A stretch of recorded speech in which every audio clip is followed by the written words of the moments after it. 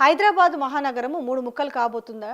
ప్రస్తుత పరిస్థితులు చూస్తుంటే మాత్రము అవుననే చెప్పాలి. ఎందుకంటే ఎన్ని డివిజన్లు కాబోతున్నాయి, ఏంటి దాని చదరపు విస్తీర్ణం ఏంటి, ఇవన్నీ కూడా.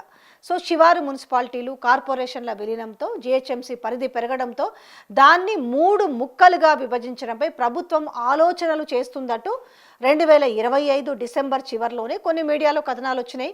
సో కొంతమంది అవి కొట్టిపారేసిరట. అది లేదు, ఆ కథనాల్ని ప్రభుత్వం అసలు కొట్టిపారేయలేదు. పోనీ అలాగని అధికారికంగా ప్రకటన ఏమైనా చేసిందంటే మరి అది కూడా లేదు. అయితే ఈ ఫిబ్రవరి 10తో గ్రేటర్ హైదరాబాద్ మున్సిపల్ కార్పొరేషన్ పాలకవర్గ పదవీ కాలం ముగుస్తుంది.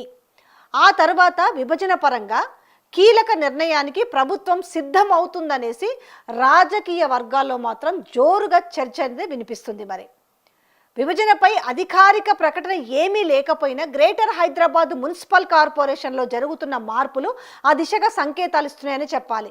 ఫిబ్రవరి 10న దీనిపై ప్రభుత్వం స్పష్టమైన ప్రకటన చేసే అవకాశం ఉందని కూడా మంత్రి పొన్నం ప్రభాకర్ చెప్పిన విషయం కూడా ఆయన ప్రకటించింది కదా, చేస్తారు అనేసి.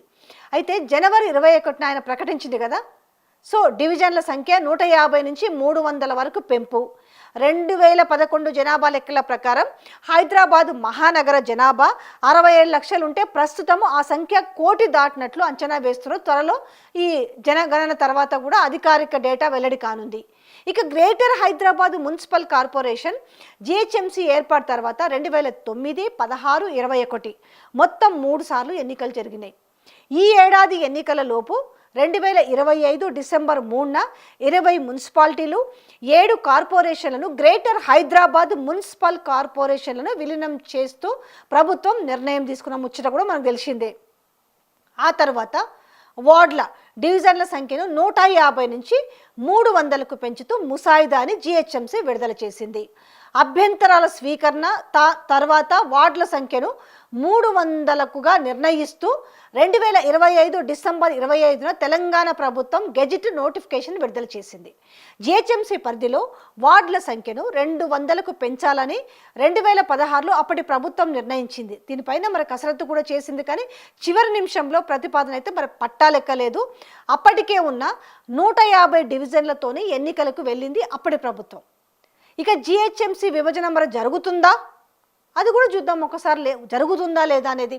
గ్రేటర్ హైదరాబాదు పరిధిని గతంలో ఉన్న 650 చదరపు కిలోమీటర్ల నుంచి 2053 చదరపు కిలోమీటర్లకు పెంచింది ప్రస్తుత ప్రభుత్వం.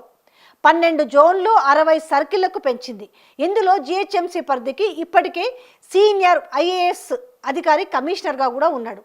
కొత్తగా వచ్చి చేరిన షేర్లింగంపల్లి, మల్కాజ్గిరి జోన్లకు అదనపు కమిషనర్లను నియమించారు. రానున్న రోజుల్లో షేర్లింగంపల్లి కేంద్రంగా సైబరాబాద్, మల్కాజ్గిరి కేంద్రంగా మల్కాజ్గిరి కార్పొరేషన్లు ఏర్పాటు అవుతాయని రాజకీయ వర్గాల్లో అయితే మరి విస్తృత ప్రచారం జరుగుతుంది. మరి ఏం జరుగుద్ది అనేది చూడాలి వెరీ సూన్.